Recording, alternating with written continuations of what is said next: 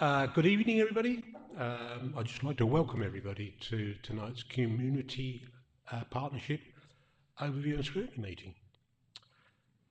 So we'll go to item number 1, which is apologies for absence and substitutions.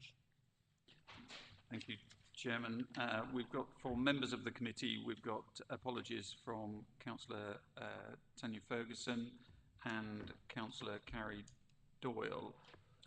Councillor Bernie Goldman is substituting for Councillor Doyle.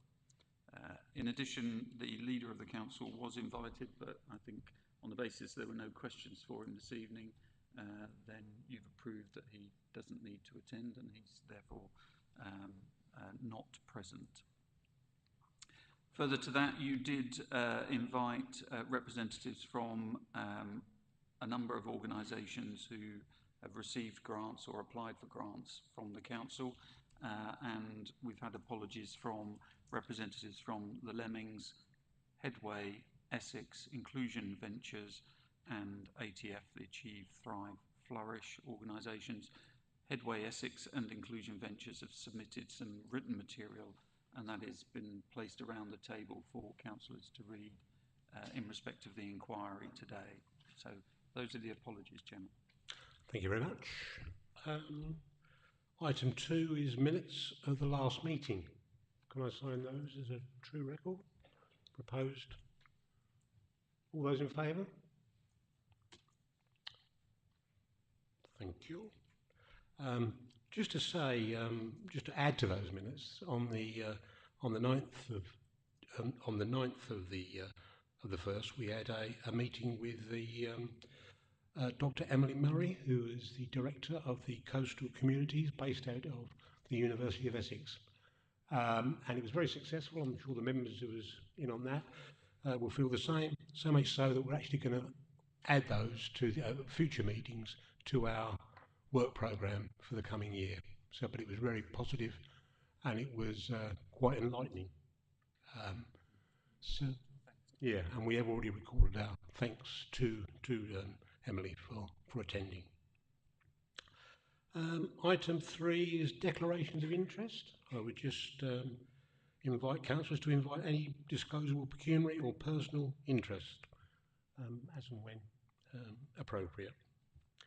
Item 4 is questions on notice pursuant to Council Procedure Rule 38. There are none, Chairman. Thank you. So then we move on to item 5, which is in the main bulk of the meeting, which is the report of the partnership's portfolio holder to consider grant funding by the council. And sorry, my phone. I think everybody agrees that that's a £10 fine to the Chairman's charities. I told them never to phone me at work.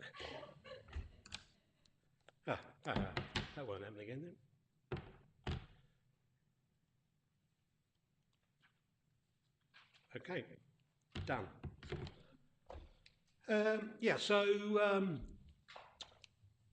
What we will do, we will ask the portfolio holder, Councillor Placey, and also the officer, John, Head of Health and Community, John Fox, to take us through the reports. We will then, the committee will then ask questions, after which we will move on to the volunteers, the representatives of the volunteer organisations. Okay, and also obviously you'll be ably supported by Lee Healy, Corporate Director, and also Richard Barrett, who's the money man. So, and I must admit, there's a better class of people here tonight than what was here last night. So, I hopefully will we'll push on. So, Gina, would you like to introduce? Yeah. Okay. Well, the report you have before you highlights the significant work the Cabinet has considered already in terms of the use and allocation of grants. So thank you for the invite. And you'll see from the report, a review of grant funding went to Cabinet on the 19th of April last year now, and highlighted the spending that had occurred in 23-24, such as the Tendring Community Fund and Shared Prosperity Fund. The report highlighted that funding across services followed broadly similar approaches with application forms, criteria and assessment, and then went on to identify what the main uses of that funding were. A funding allocation flowchart was developed both for use of grants and commission services. The subsequent report, which went to Cabinet in September last year, clarified that specific schemes of funding for particular activities were not being determined as need and funding changes over time. However, the parameters and framework for allocating funding were covered in the report, such as the need to meet the requirements of the corporate plan, the use of grant conditions, and following appropriate governance. It also identified that an external funding policy would subsequently be developed. However, a higher-level framework, including 2 checklists, would be used for all external funding activities whilst that policy is developed. Hopefully we've answered your questions, and myself and my officers will be pleased to answer any supplementary ones. Thanks. John, is there anything you'd like to...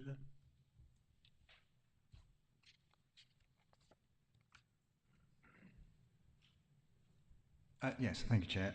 Just a couple of points I'd like to raise, if possible, and that's just to put a bit more detail, and in particular pull out, I say, some really significant points, and that is around governance in relation to how we allocate our grants and good process.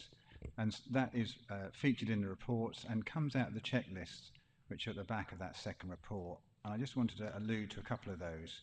So the importance of, when we receive external funding, making sure we comply with those criteria that come with the external funding, because they will set out either through a memorandum of understanding or through a grant agreement how we're meant to use that funding. So we need to make sure we comply with that. Also, the importance of aligning with our corporate plan themes, and also ensuring that we consider what legal powers we have to do this, because we need to make sure we're doing it within our legal powers. The importance of following procurement and governance rules as well, which is set out elsewhere, for example, in the Constitution, critically making sure we actually have the resources available to do this in the first place. And also that in terms of the, when giving grants out, that criteria are actually given to the recipient as well, so they're aware of what the grant is to be used for, and that we can follow up on that and make sure they have used that appropriately. And as is highlighted in the report, both the receipt of funding coming in and also the allocation of funding is now done at a portfolio holder level or higher if necessary. Thank you. Thank you. Thank you, John. So, did you want to add anything to the conversation, Lee?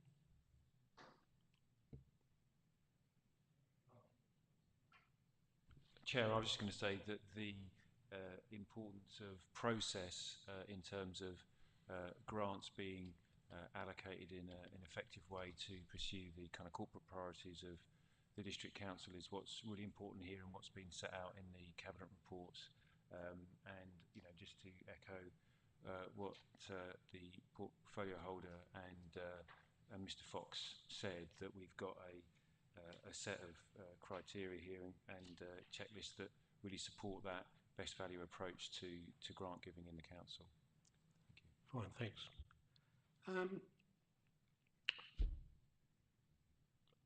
I would just like to say really that we've got into the introduction, representatives of voluntary organisations who will come to in a minute.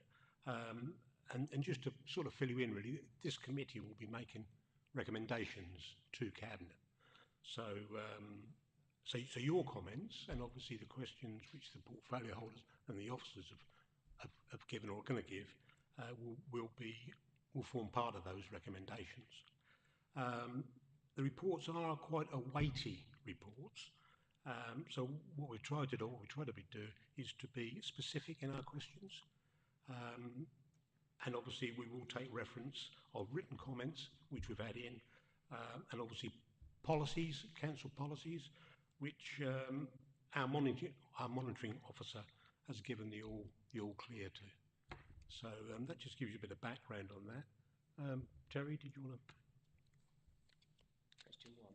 Yeah. Yeah. Sure. So question one was I'll read it as is. Just to add a little bit. The portfolio holders report set out the scope of this inquiry as approved by full council. Can she detail for us how this report addresses this scope? I'll read the answer. Yeah, thank you. This report provides a background and highlights the number of reports agreed at Cabinet, which are referenced in the previous relevant decisions section of the report. Within those reports, reference is, for example, made in Appendix 1 of the report of the 19th of April on the review of grant funding to the types of grant funding and extent of that funding and over what time period. The funding referred to in those reports was therefore reviewed for its appropriateness, and in addition, references, make sure I've got this right, made to the importance of securing and evaluating outcomes. In particular, the report of 20th of September sets out the process and administration of funding going forwards, and that the receipt and allocation of funding are covered by checklists, as in Appendixes B and C. As part of the reports, brackets executive summary of 20th of September report, it is highlighted that specific schemes or activities for funding are not predetermined, as these may change over time, but criteria are set and there is usually an open call process to ensure fair allocation.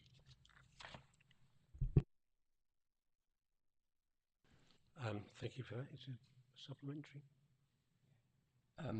So I think the inference behind the question was that the scope of the report was considerable. And when the councillors on the committee tried to match that scope with what was in the report, we found that very difficult. So what I'm getting at is that the level of technical language in the report made it almost impossible to decide whether the scope was met. May I give just one example?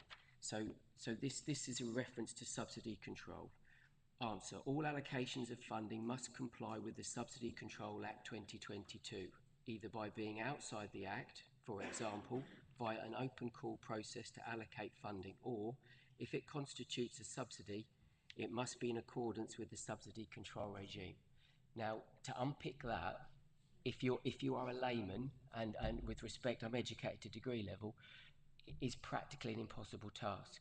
You would spend hours researching the references before you ever got hold of the bit that actually means it. So we all felt the technical language made it very difficult to decide whether the scope of the report was met, and that was our inference behind the question. I get that, and I'm going to refer to my offices here, but I'm with you on this. I used to have to deal with state aid, which was much simpler, I thought. But I think there's a legal requirement to actually set things out. So maybe we need a bit of a briefing to make it a little bit more accessible to us lay people. I agree with you entirely. Do either of you want to?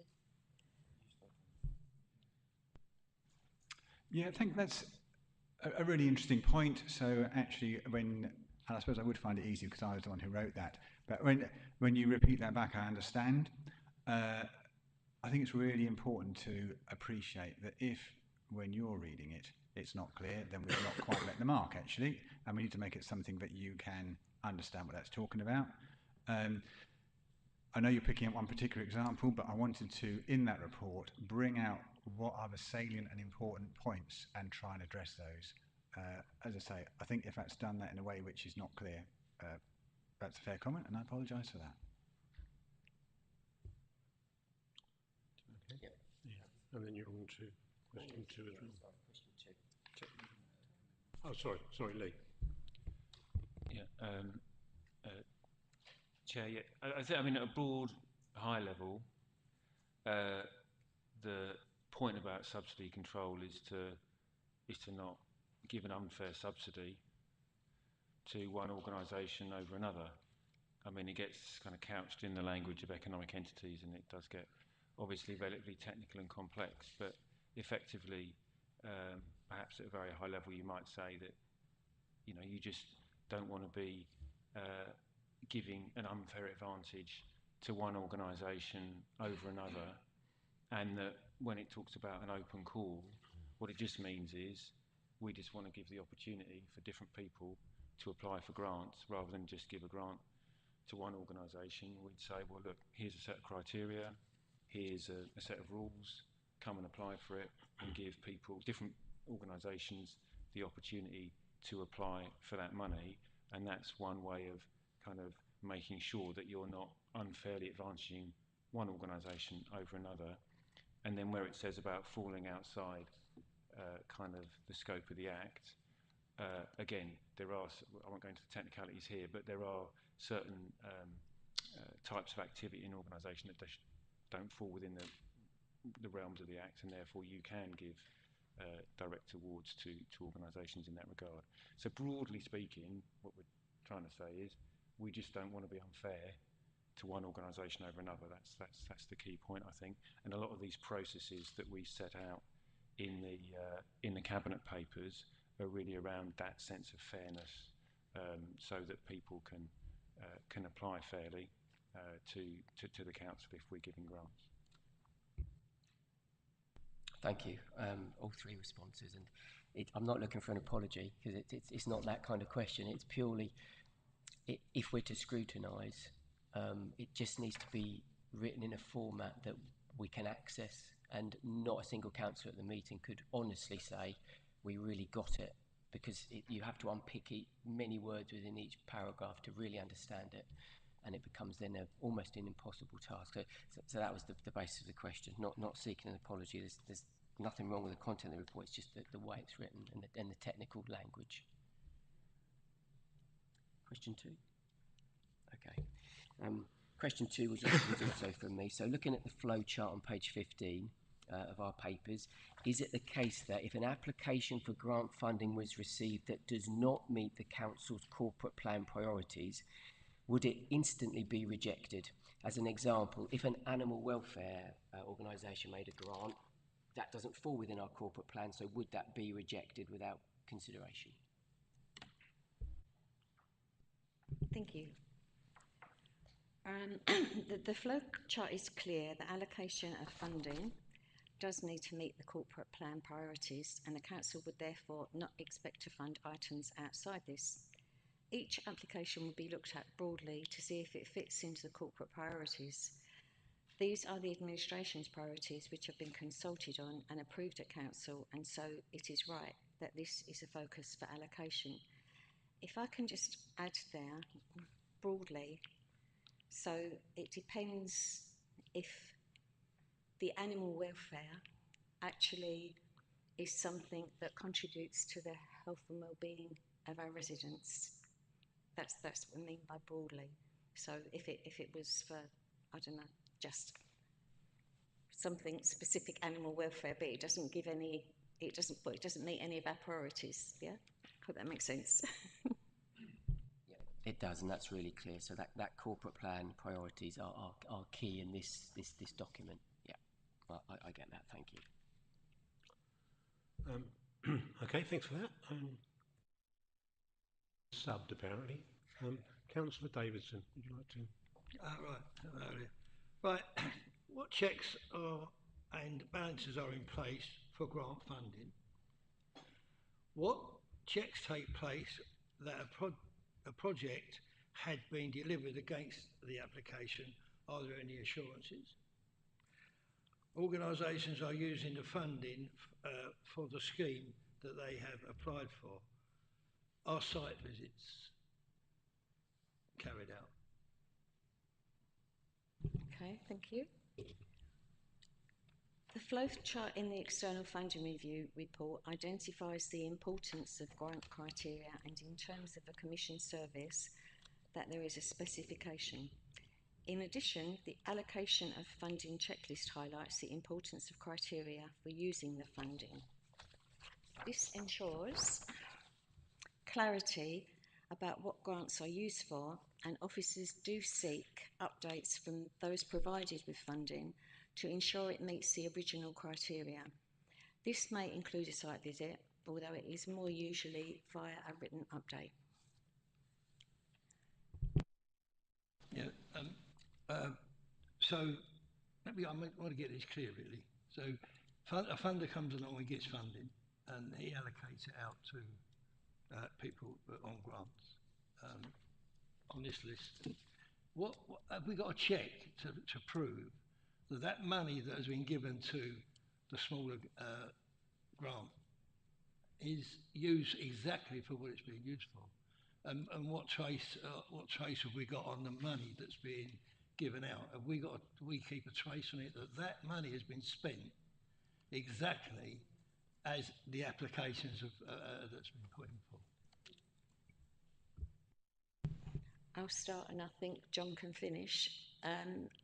From my experience, say like with the Tendring Community Fund, one of our officers checks with everybody that's been given that money and we ask for written assurances. There's always the chance that if we're not happy, we could go and visit. External funding that comes in that's got specific criteria that has to be followed. There's usually, John will give you the detail on that, there's usually checks and balances that have to be adhered to. So could you? There's not much more I can add to what the portfolio holder has said, other than it is absolutely, there is criteria and they will be assessed against those criteria. So, for example, there's a whole group of funding that's been sent out, for example, under the Tendering Community Fund, which has been appropriately used. We've had feedback for it, got reports from people, evidence of the difference it's made to individuals who they support. But there's also a couple of examples where that work hasn't been undertaken and the council is seeking to claim that money back where that has occurred. So there is absolutely checks in accordance with the criteria that's been set to make sure that they're delivering what we've agreed they need to deliver to, and if they don't, then we would take that money back. So just one more.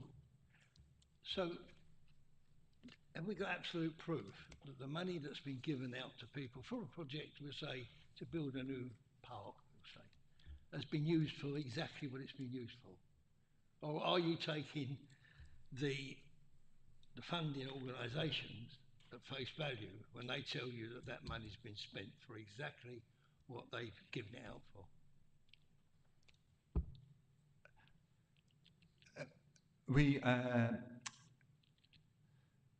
So it depends what the response from the organisation is. And if there was a response which was very loose, then I think we'd, excuse me, check in more detail. But some of the responses will come back will say, we provided some money actually to JWIC in terms of the kitchen for the resource centre, and pictures have come back, detail about what they've done, how that's been done. So it's really clear that that work has been done. So it does depend on what our response is. So if there's a really loose response, we'd do more digging. If there's a really strong response, and you think I can clearly understand and see where they've spent this money, then we wouldn't go for further detail.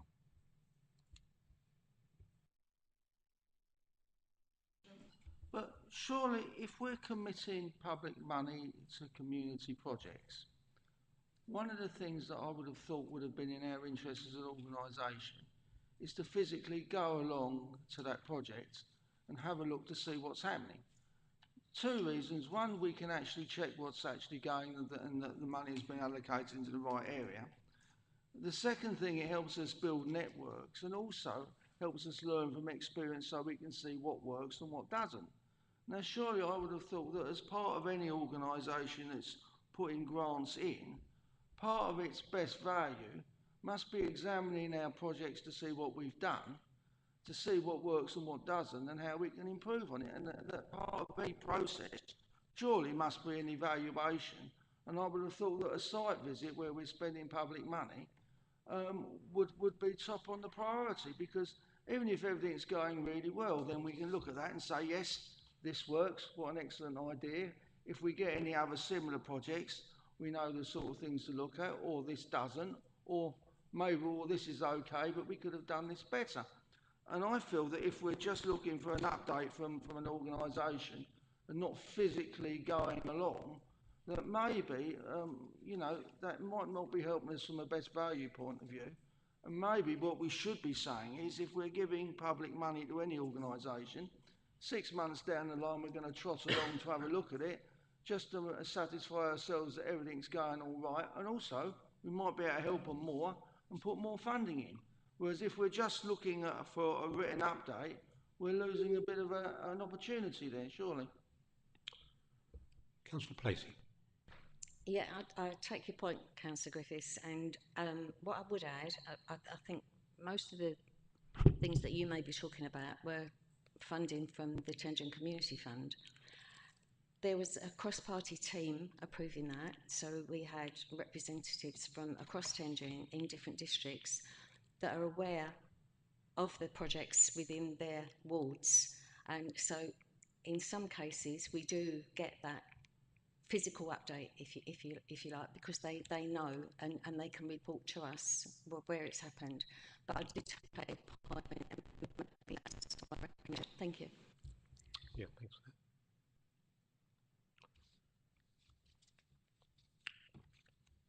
that. Okay, we'll go to question 4, which is me now. Is there any mileage in introducing a flexible delivery on grants? Could organisations receive funds over other years, allowing funds to be used for other projects?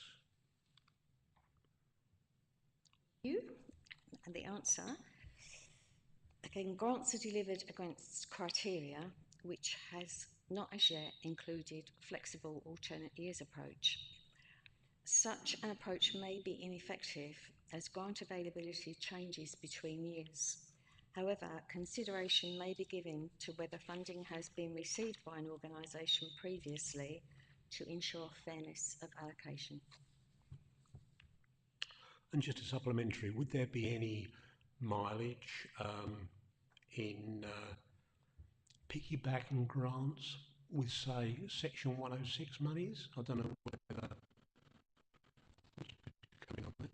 So if we have a grant out, is there any flexibility in piggybacking that possibly with Section 106 monies? Yeah, and I think ultimately, when it's our own resources or whatever, we're designing the scheme. So it's a bit like some of the questions I read about someone applying. We would normally design the scheme first that we publicise. So it's actually in our gift to actually design that scheme. So if we want to piggyback, and there's advantages to that when we bring a report forward that says this is the design of a scheme, certainly it can include that. If there's advantages to include that and draw that kind of value for money with 106, absolutely fine. So I think all the things we're talking about, I don't think anything is ruled out. It's a case when we design a scheme, let's have a think about it and let's see what advantage we can get in it. So definitely, it's always door open in that sense, because I said it's in our gift, and hopefully you agree with that. It's the schemes that TDC designs. So yeah, be as flexible as we want to be. So yeah. Mr. Healy. And yeah, just exactly building on that, it might be that from the other way around, the organisation applying might be building up a funding package. Building up a funding package themselves and saying, well, actually, we've got some opportunity to get some Section 106 here. We're going to apply for a grant there. We're going to apply to a different funder for a grant there. So also, as well as us considering it as part of a wider scheme, there's also the organisation who's applying, considering it as they build up their funding package. Fine, thanks. Thank you. Question 5, Councillor Griffith. Chairman, does the portfolio holder think there would be value in establishing a group of councillors to look across the board at all grant funding schemes? A member oversight working party, perhaps? In asking this, I'm aware of the praise given to the working party that oversaw the Tendring Community Fund. Thanks. Currently, there are a number of routes for oversight for grant funding. Reports have gone to and been agreed by Cabinet in terms of the grant process and use of funding. In addition, wider reports such as the Community Projects Update agreed at Cabinet also highlights allocation of funding in terms of grants. This overview and scrutiny meeting also provides an opportunity to review grant funding. I therefore think there is already sufficient opportunity for the use of grants to be reviewed. Next question. Thank you, Mr. Chairman. I think that the point that I was trying to make here, in some respects, ties a little bit into the earlier point that Graham made about the flexible delivery approach. And whilst I understand that we have in place various places where we can review things, such as at Cabinet, I think there's an understanding that sometimes when you're working in the community, over a period of time, things change. You know, for example, you could have a change in government, etc., or maybe even changing local organisations. And what you're actually looking for is a continuation and how you can develop that relationship with various community groups. And I think one of the things that I was trying to maybe introduce is the idea of a member oversight scheme where maybe you look at what's going on with existing grants and see how that can be developed as time progresses. Because very often when you're meeting that need, as you progress that scheme, you see other areas where maybe you can expand into. And having that member group would allow you to maybe identify that area of need and say, is there some way that we can meet that need by using other grants? And by having that group of councillors, officers together, where everyone's all in one place on a committee, it then allows you to say, well, hang on, we've identified this need for our current work. Is there any way that we can get more grant money into the process to help meet that need within that community? So what we're actually looking for maybe isn't just a review of your existing grants, but a way of taking the work that we're already doing within the community with our partnerships and expanding it and making it easier for people then to get more money or more grants so that we can help more people within a community setup. And I think that that was the ethos behind it, because we have scrutiny that looks at whether or not we're putting, you know, where the money goes. We have our checklists, and we have internal mechanisms such as Richard's audit that allow us to check the ticks and balances. But what it doesn't allow us to do is identify needs that are currently there and see whether or not we can get grant money to meet those needs in newer schemes. And this was the idea behind it. If you like, it's taking what we already have and expanding that so we can help the community in more ways. And by having all those officers and leaders and portfolio holders and lead councillors together in one place and a working party, you've got everybody there to help, you know, if you like, push forward those decisions and help move those grants forward quicker, rather than going through sort of process where it goes into a committee, then it goes to the portfolio holder. My idea would be that by doing that, maybe we could cut down the amount of time it takes to get those grants moving and get that help into the community. And you've actually used the words I was going to ask you. So actually what you're describing is like a members funding working group. Yeah. And it's sort of like, I think the CVST do some work around that they identify funds and they spread that out amongst the community groups that belong with them. But food for thought. The idea of a working group is that has a limited period, so you'll set that up. Yeah. Whereas what we were looking for with a member working party is something that can continue. So it's an ongoing thing. So Yeah. you have members that have experience that are able to input rather than over, shall we say, a limited 12-week period. Yeah.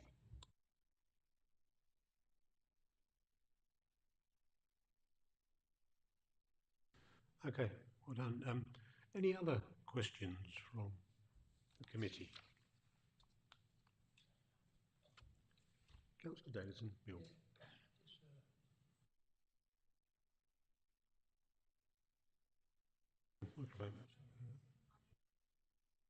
How do you get the information out to smaller groups that mainly need funding? How does your information about what you do get out to those?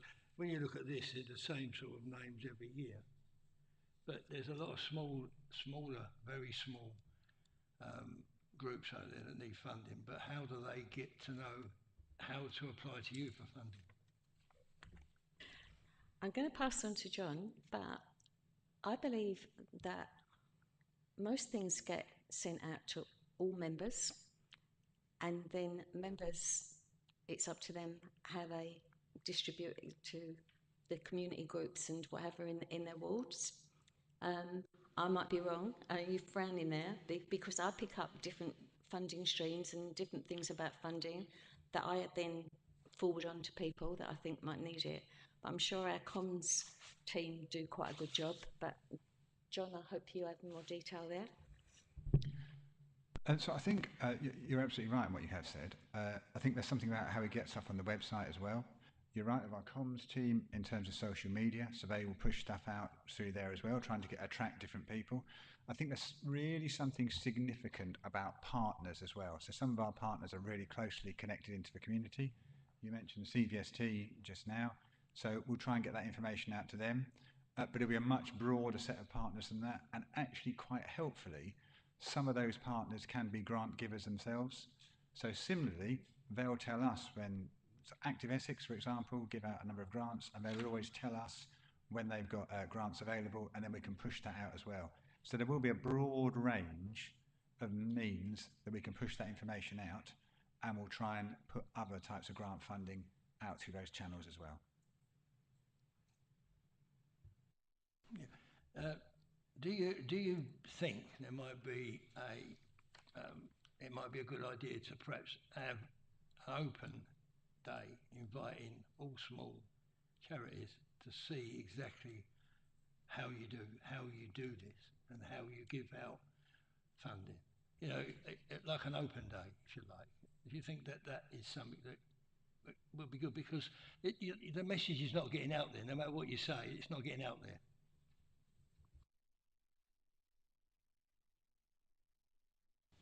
I don't know if it relates to what Mr. Barrett said earlier in relation to, it depends on what particular grant it is that's kind of going forward, what the scheme is. It might be appropriate for some grants if they were very targeted at, small community organisations to do something like that as part of that grant giving process.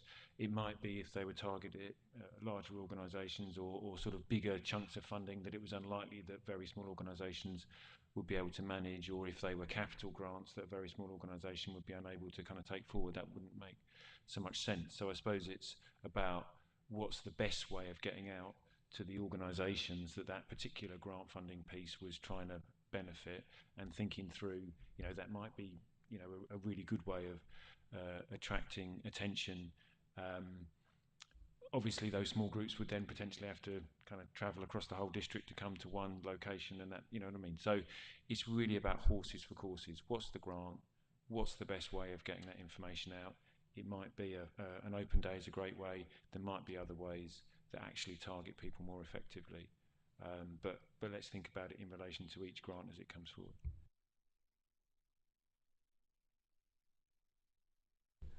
Yes, I agree with that I don't think there is enough information out there for people to apply for grants.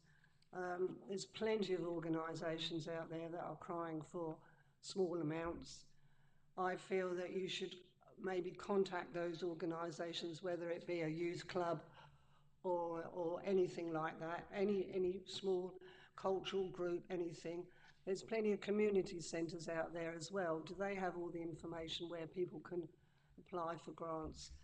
And also, how easy is it for people to apply for?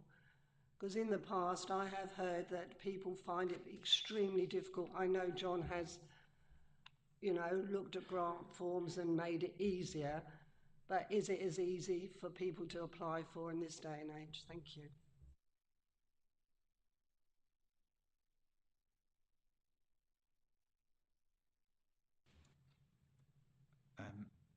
Yeah, I think a couple of really good points there. I think actually clarity of ease of applying to, and it comes back to what Councillor Barrett said earlier.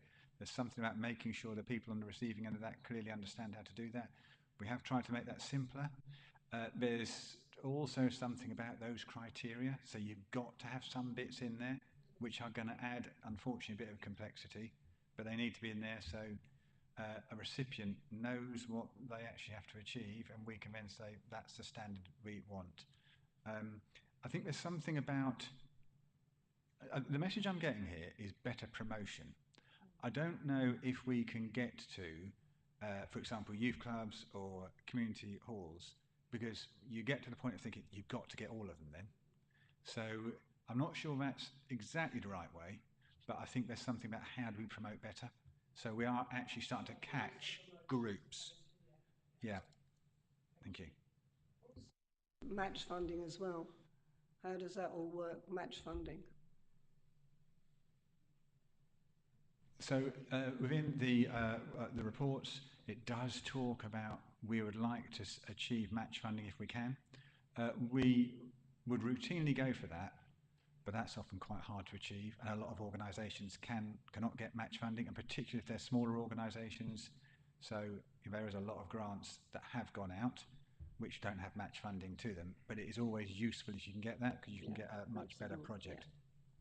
Yeah. Okay, thank you for that. Any other questions? Chris, This is one for the portfolio holder. Jenna, have you considered maybe in the same way that we do the jobs fair, doing a charity stroke grant fair, where we invite local organisations along that work within the grant sector, and also where we have officers along there that should people need grants or want to inquire about grants, they're there. That way, what that would do is, one, you could have a day that you could publicise. Two, you could invite other charities and other community groups along. And three, if you've got the officers in place, anybody who needs to inquire about a grant or needs help, wanders along, talks to the relevant officer. If it can't be done on the day, arranges a separate meeting to either explore their idea or get help filling in the forms. That way, as a local organisation, we're promoting grants, we're promoting local organisations, we're also helping different charities and people applying for grants to get together, so it helps their networking and it helps us as a council be a good sponsor and a good community partner. And we've already got the town hall or the leisure centre with a big hall that allows us to do it, so we can even use our own premises, so that shouldn't be an issue. And the officers on hand that can help. You volunteering, Chris?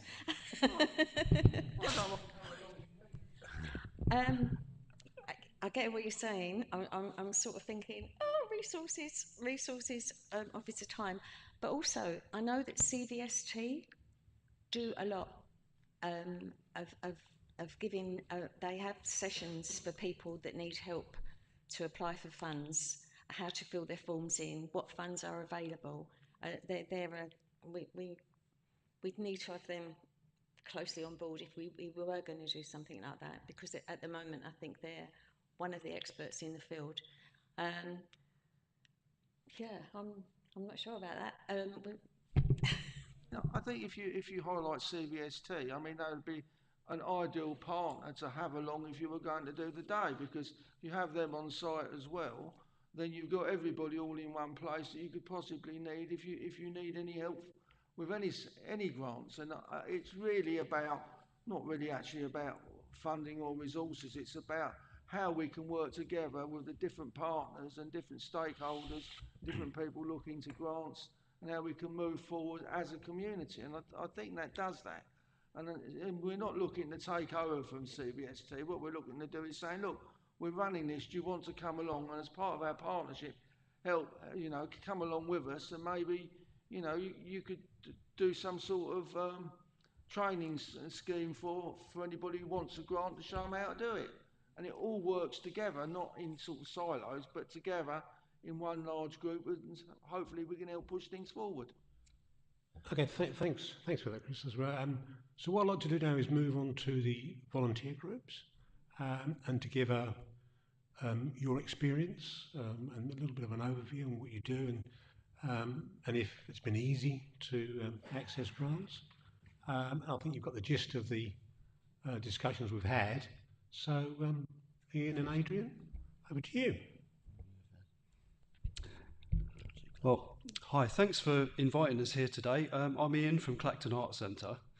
Basically, we're a small grassroots collective of enthusiasts. And as you may have heard, we've been putting on lots of cultural events in the area this year. We've done Party on the Pitch, the Spring Fair, and we have a Spring Fair coming up in March as well. We also put on monthly events at the Martello Lounge and showcase nights in Colchester for local bands. We also were involved in the Between the Tides Walton Arts Festival. I've just read in the paper the plans to spend £500,000 on turning the underused Napoleonic Martello Tower fort in Clacton into an events or cultural venue. This sounds like a really interesting project, and I wonder if we could be involved in any way in future. My only reservation about this project is the capacity for events would be relatively small. Our dream would be to see a small music arts venue, similar capacity to Colchester Arts Centre. This would allow local bands to play, plus up-and-coming touring bands and artists, theatre and comedy, etc. Many churches are being transformed into successful arts centres. An interesting example would be Union Chapel in Islington, London. It's still a church, but also has regular events on. Also, St Stephen's Church in Ipswich has regular events and is also a music and arts venue. We recently did a Christmas event at Trinity Church in Clacton. We all think this has the potential to be an exciting venue and to keep it as a church. It's a beautiful venue and is often empty inside. We formed Clacton Arts Centre Collective in 2023 as a team of volunteers. We're residents of the town and would like to see a thriving arts and culture scene take off here. We've seen this happen in other seaside towns such as Margate and Hastings. We believe it could transform the area and the image of the town if there were more street art here, more music, fashion, comedy, festivals, and importantly, in these times of division, more community spirit with people actually talking to each other instead of being in a trance with their mobile phones all the time. There we go. Yeah, just to add to that, obviously, I don't know whether you know or not, we've also opened up a pop-up art gallery in the town, utilising one of the unused shop spaces. And we're now got that until at least March. And one of the things we are doing there, and we've already had some funding for it, is to put on classes for painting or creative writing and various other things which people can come along and from the community and do. As Ian said, our main goal when we set up Clacton Arts Centre was to actually have a physical space that we can put on, comedy and theatre and art and music, or and the other idea we would like for the space to be used by the community as well if they need to.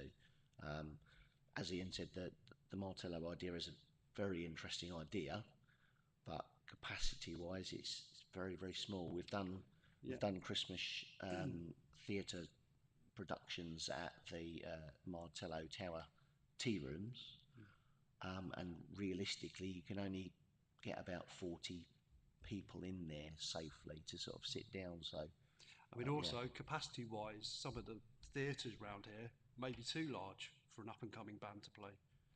So it's just getting that right size, which is sort of probably 300, 400 capacity.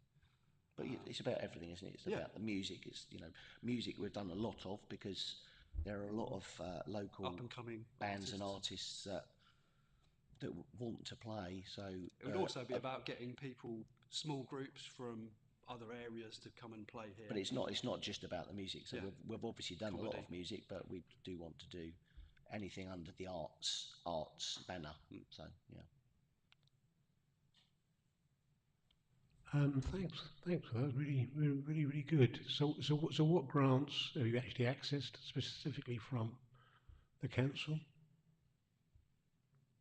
Well, we've I think we've had some from the Tendering Community Fund. It's not actually Ian and myself in the group that do the grant funding. That'd It's Zoe Tipple, and Paula from our group. But Tendering Community Fund we've certainly had some grants from, and some grants at Christmas. And that allowed us to put on a fantastic event at Trinity Church, which was really well attended. So positive feedback. We were planning on doing outside, but obviously weather didn't permit us to do so, so we moved it to the Trinity, and it's a great venue. So interesting. Lee, can you add, obviously, what Ian and Adrian have said about outdoor space and street art and all that. If we mention the Levelling Up Fund and the redevelopment of Clacton, can I lead you into that? Well, I think what it shows is that the Community Regeneration Partnership provides a real opportunity for the town, that the new projects that are going to come forward, the capital investment that's going to be enabled through that, Martello Tower, the micro venue on the seafront near the pier, as well as other town centre regeneration investment and investment in Jowick as well, is going to create real opportunities for exactly the sort of cultural investments that have been described. Obviously, those sort of capital projects take time to implement. We're actually looking at a piece of work at the moment, a need and demand study, to look at the cultural kind of organisations in tendering and how that could link up with these capital projects that we're developing. So it's really positive to hear what colleagues have described there in terms of the sort of work that they want to do. As I say, we're at an early stage. We've literally just received the grant ourselves in relation to doing that work. So that's going to be a long-term project over a number of years. But you know, this sort of demonstrates how the sort of things that we want to do in Clacton are going to make a difference. So presumably further down the line, then there will be channels of communication with all groups. We're definitely in touch. We're definitely in touch. Yeah. I just want to say I think it's important with not just Clacton Arts Centre but any other groups that are out there. If the council are planning to do things like that, I do think it's important to see what's out there first, because it came as a bit of a surprise, didn't it, when we heard about the Martello plan.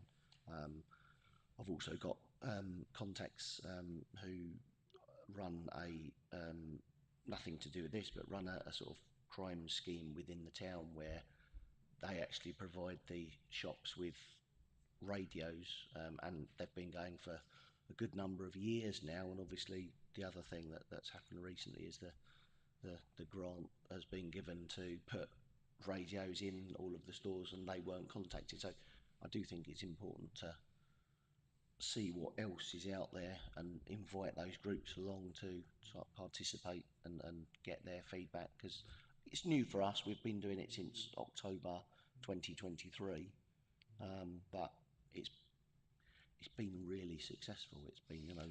I think as residents of the town, we could help to steer it and make it successful, you know, and we've been trying to get a lot of feedback as to what people want. We actually have our own questionnaire. What would you like to see? We've built up about 100 questionnaires, trying to get some market research into, would this work? Is there a market for it? And it seems to be getting bigger. I mean, our website, our Facebook page is about 1,200 followers. So we've got a presence. We're being talked about now, and that's, as I say, we don't make any money from this. We're a grassroots movement at the moment of enthusiasts, and it's taken off more than we could have ever expected. It's been a pleasant surprise. So I mean, one thing I'll be quiet in a minute. One thing we're putting on in April to coincide with the riding, the scooters. There's a band we have had play at the Martello Lounge, which we used before, and they're playing there again, and already 170 people have said that they're potentially interested in coming, so we might have to move it outside, but it's growing and it's really very exciting. So yeah. Well done. That's good to hear that, you know, the progress you're making, and hopefully with the development what the council are doing, then somewhere along the line there will be some good joint use and joint collaborations. Brad. Hello, Bradley Thompson, Chairman and Trustee of Jowick Sands Community Forum. We're a registered charity, been going around 27 years. Have various grants over the years from various organisations. So listening to Bill and Chris talk about how things are done right from yourselves, I'd like to sort of dig into that really. So we got 17,500, I believe, from UK Prosperity Fund. That went on a PA system that goes out across the whole of tendering.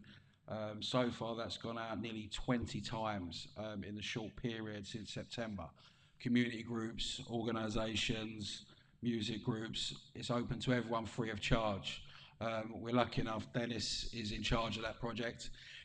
Anyone can apply for it, it's free of charge. We go out, we set up, we monitor it, we do all the music and work with other organisations. The other part of it is garden equipment. I think we used about 7,000 towards that, of helping local areas. We started off in Jaywick, of keeping open space in areas that wasn't actually looked after. So we've got about 20 volunteers now that come out. Obviously with the weather at the moment, we're not out as active. When we got the grant, it hasn't really kicked off yet because of the weather. We've been out about 5 or 6 times cutting alleyways and bits and pieces. But yeah, going back to Chris and Bill's questions on how you make sure the funding is used right, applied right. So from the start, when we first applied for it, we applied for it quite late because I didn't know that the actual scheme was running at the time. That was probably down to me because I was looking more at other funding areas, not the council. So we applied for it. Within a couple of days, we'd heard we got through to the second round, which I was really amazed with. It was quick, great response. When we got through to the second round, we was asked to put in receipts. So we said what the equipment was in the first round. We was asked to put in receipts and quotes. So I went straight to Clacton Tool Hire. I said, I've got this amount of money, this is what I want. Can you knock me up a detailed list on how much this is going to cost? The PA system, Dennis then went on to Gear for Music and went through everything we needed, itemised every penny, and then we went back with that and a proposal of what we wanted to use it in tendering, across the whole of tendering, and projects we wanted to do. We then put that in. Straight away, they acknowledged receipt of that and said we would hear in a set time. I think it had to be signed off by cabinet members, and obviously some of them were on holiday. It couldn't be done straight away. We was told that in advance. Yeah, and it hit time when they said, and it all went through. Absolutely brilliant. We now have to do a report back to the council with our receipts that we've actually spent, to prove that we've actually spent that money on how we would say, and then we have to do the reports. Some of the events that we've done has been, a lot of it has been done at Sunspot with Lee Healy's team. Barbara Pole has been amazing through this. She's talked to us about other grants that are going on.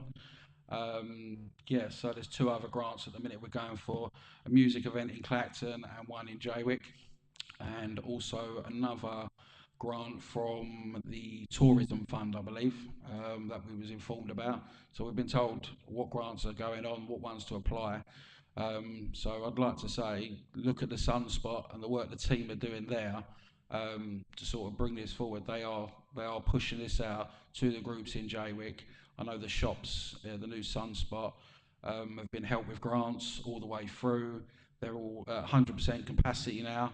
I mean, a lot of people said that Sunspot was going to be a white elephant. I had my reservations at the time, but to see that been open for well over a year now and 100%, and they're above their targets, and yeah, it's amazing. Especially with this grant as well. It was advertised on social media, yeah, across all platforms. It was on the website, I believe. There was definitely officers out talking about it in the community. Unfortunately, not everyone is in them sort of circles where they hear this, and I completely understand what Chris is saying about workshops and CVST. Definitely think it's a brilliant idea. And yet again, I go back to the Sunspot. They regularly do events where they get down different organisations working together, say what they're doing in the community, a bit like some of the workshops that happen in the town hall. But yeah, we could definitely do it more and getting it out there. So thank you very much. If I've got any questions that you want to ask me, for someone who applied for the funding any of the way through it, I'm happy to answer any of your questions.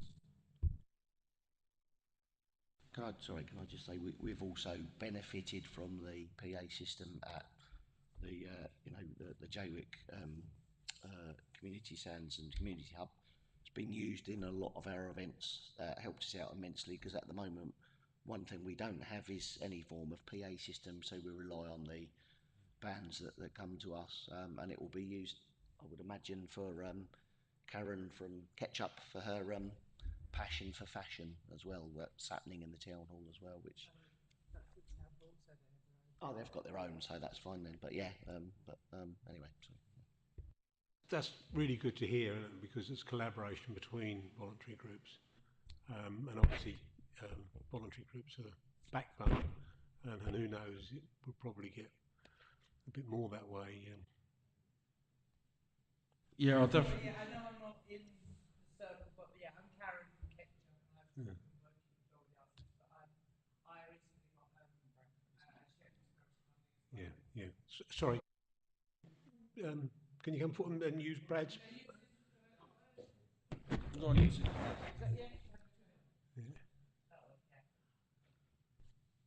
Is that better? Yeah, You can hear me. good, Yeah, hi. good. Yeah, sorry. Yeah, my name's Karen Dennis, and I run Ketchup Clothes, which is I make clothes out of recycled materials, and I got £18,000 from the shared prosperity funding to put on a fashion show, which I'm doing in March. I just did my interim report yesterday. I've done 25 workshops in the community, worked with about 50 people. I've been teaching people skills in sewing. It's about empowerment for women because they'll be wearing the clothes actually on the catwalk.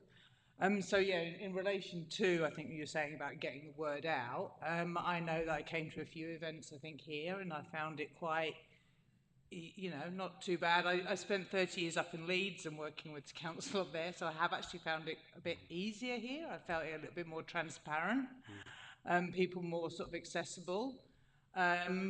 One thing that I have found is, we were saying about the funding, I think because sometimes when you're doing a bit of a fluid project, you can start off with what you would like the money to go to, but then as you're going along, and I've found with the show, I'm suddenly like, oh no, actually I need some money for that, and that, I hadn't sort of factored that.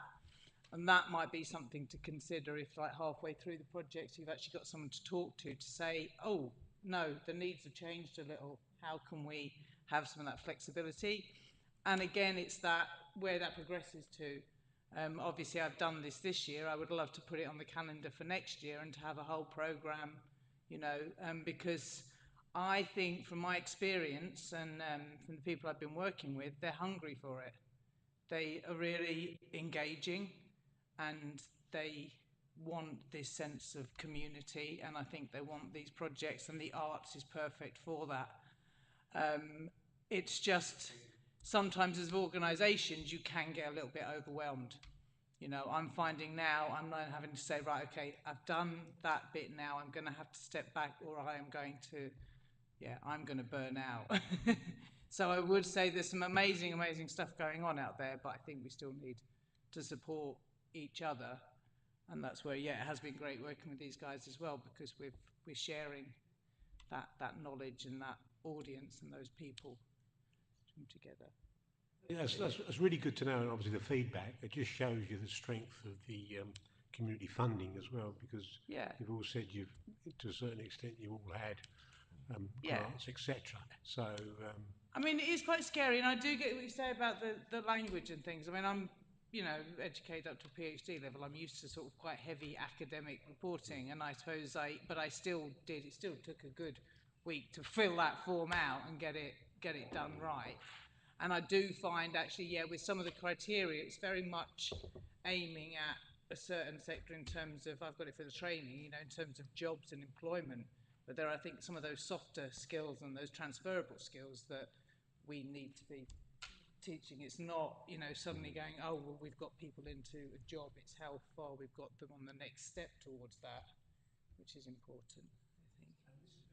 It's so important that we do make contact with people like yourself, especially in this forum of it, like a scrutiny committee. It's probably, I don't know whether we've done much on that side before, but to actually hear you talk with the enthusiasm and what you've achieved is absolutely fantastic. And I'm sure portfolio holder officers have taken it on board. And I think as well it's that two-way process. I know when I was saying the shared prosperity, it's like put all your advertising, for the event, put shared prosperity on it. I think it would be nice as well the other way around. I mean, I'd love to see you all there on the, town hall at the show on the 7th of March. It's how we can actually, promote each other. We can tell other people about what we're doing, but it's equally, I think it's good. And it's also why it's important. I mean, Karen is part of the Clacton Arts Centre as well as doing the Ketchup Clothes, but it's important that we have different people from different backgrounds and different skills working together, because then it can work really well. And that's what we've found, that we work really well together because we've all got different skills and, you know, things like that. So, yeah. But anyway, yes. Well done, and thank just you. carry on the good work. Brad, did you want to come in? Yeah, just one last thing, talking about how the grants are handed out and looked at. Obviously, I do quite a lot of funding for the forum. I've had grants off the National Lottery, Active Essex, Sports England, Essex County Council. The forms that you do and the process you go through is exactly the same as all these other organisations. The way it's laid out, the questions you ask, proving everything that we have to do, the feedback, the write-ups after. So yeah, I think that's good. It's a good practice, and yeah, I'd like to see it carry on. Thank you very much. Well done. Any other questions from the committee? So I'd like to thank you for attending tonight. It's been I did ask. Yeah. So yeah, just put a cap on it. Really, I'm gonna say we've had quite a good week with this. We've obviously been very informative today, this evening, and that linked up with the work we did with the University of Essex. I think we've had quite a positive time, really. So thank you very much, and you're free to go.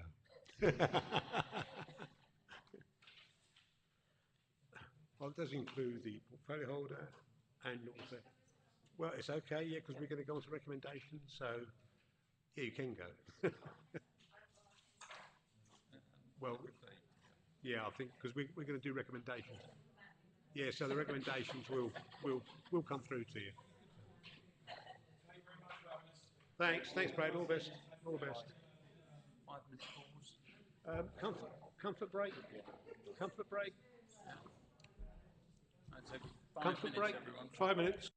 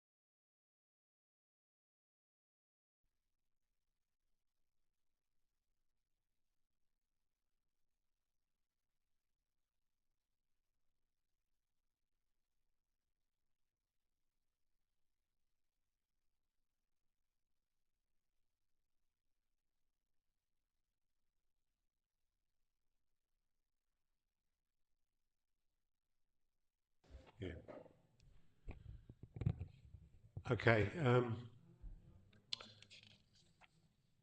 You've got One meeting. yeah. One meeting, everyone. One meeting, everyone. I haven't got me gavel, have I? Yeah. So in front of you, you've got recommendations, which I will move. I'm happy to second. Is there anybody want to add anything to it or discuss anything? Councillor. Looking at is maybe having a plain English version of how to apply for a grant so that it can be handed out to organisations that's written in plain English. Yeah. So people know who to contact, what sort of things they need, and basically how to do it with some useful contact numbers. Because one of the issues that I find looking, when you look at all through this sort of stuff, including the checklist, is that I really defy anybody outside the local government family to understand some of this criteria in here. Yeah. Yeah, that's what we're Yeah. seeing here. Yeah. Yeah, but I think there needs to be something separate in a handout that you can just, or on the website. Because that way, I mean, going through the external funding proposals, meeting the corporate plan themes and priorities, God only knows what that means to somebody who's only paying their council tax once a year. So I think if you had something on the website that was written in plain English, that would be helpful. Yeah, I mean, is there a mini checklist for these grants? Just your key pointers, because it's always those key pointers, those buzzwords that they want to see on a grant form. And I think that's so daunting. I've heard so much about these grant forms that people think, oh, I can't be bothered and I'm not going to apply.